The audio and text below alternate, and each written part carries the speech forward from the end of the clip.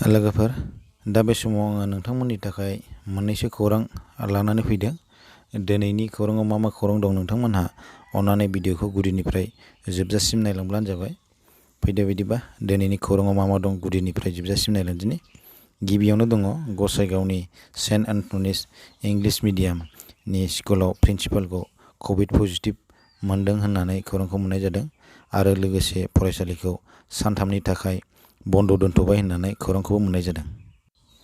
COVID-19नि जुनै बिहाराव दिनैनिफ्राय 15 मेसिम नाइट कारफिउ जागोन आरो लोगोसे शपिं मल, सिनेमा हल, पार्कफोर बायदि जायगाया बन्द थागोन होनना खौरां मोननाय जादों।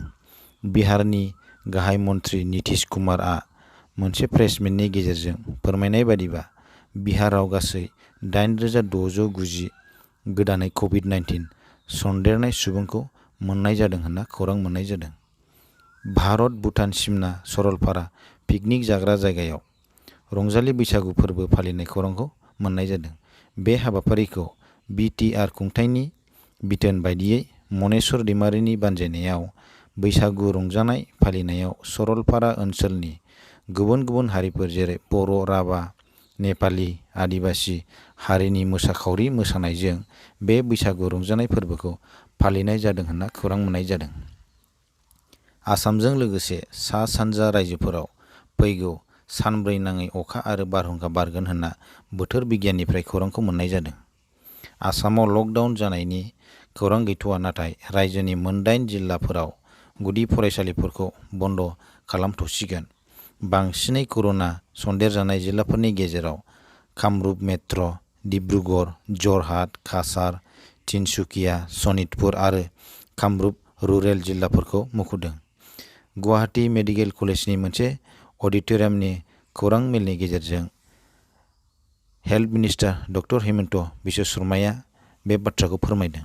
बबेखानि सानसेयाव 100 जननि बांसिन कर'ना पजिटिभ केस मोननाय जिल्लाफोराव गुदि फरायसालिफोरखौ बन्द खालामगोन होननानै बिथाङा बे प्रेस मिटनि गेजेरजों फोरमायदों। हर्स ट्रेडिंखौ गिखांनानै महाजोतनि बिजाथिफोरा फैगौ 22 एप्रिलनिफ्राय खौसे थागोन होनना खौरांखौ मोननाय जादों। बुहुमनाङै दिनैसिम 30 लाख सुबुंनि जिउ लाबाय कर'ना भाइरासआ बे खौरांखौबो खौरांनिफ्राय मोननाय जादों। कर'ना महामारी आरो टिका होनायनि बिबानगिरिफोरजों सावरायदों गाहाय मन्थ्रि नरेन्द्र मदिआ। बिथाङा बुंनाय बादिबा दुलाराय हादरावनो अक्सिजेन जगायथायखौ रोखा खालामनो बिथोन होयो।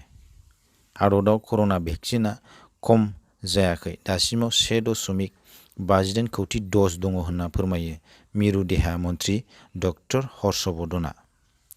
ट्रेनआव दावबायग्राफोरा COVID-19नि नेमखान्थिखौ सिफायोब्ला गासै 500 रां जुरिमाना होनांगोन होनना खौरांखौ मोननाय जादों।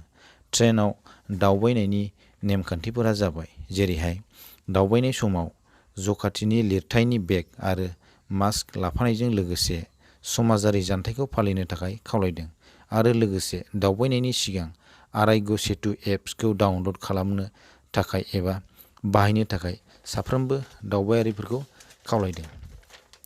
आरो बेनि अनगायैबो सन्देरग्रा होबथानायनि थाखाय बे COVID-19 सन्देरग्रा होबथानायनि थाखाय आरो माखासे नियमफोर दं, जेरैहाय मास्क गाननानै न'निफ्राय ओंखारनांगौ आरो गोनांथि गैयाब्ला न'नि बायजोआव ओंखारलांनो नाङा, ससियेल डिस्टेन्सखौ फालिनांगौ, आखाइखौ खनले खनले सुनांगौ।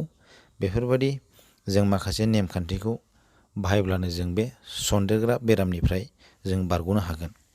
आरो दानि बे नैथि जे कर'ना भाइरास फैदों बियो बांसिनै बारजों गोसारो होननाय खौरांखौ जोङो मोनदों। बेनिखायनो जोङो जेब्लायबो बाहेरायाव ओंखारलाङोब्ला मास्कखौ गाननानै ओंखारथारनांगौ।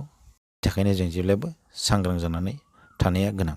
अब्ला दिनैनि माखासे खौराङा बेनोमोन नोंथांमोना आरो बेबायदिनो गुबुन गुबुन खौरां मोननो थाखाय आंनि चेनेलखौ साबस्क्राइब खालाम आरो गुबुन दिनाव आङो गोदान खौरां लाना फैगोन। अब्ला दिनैनि खौरांनि भिडिअआ एसेनोसै, गोजोन्थों।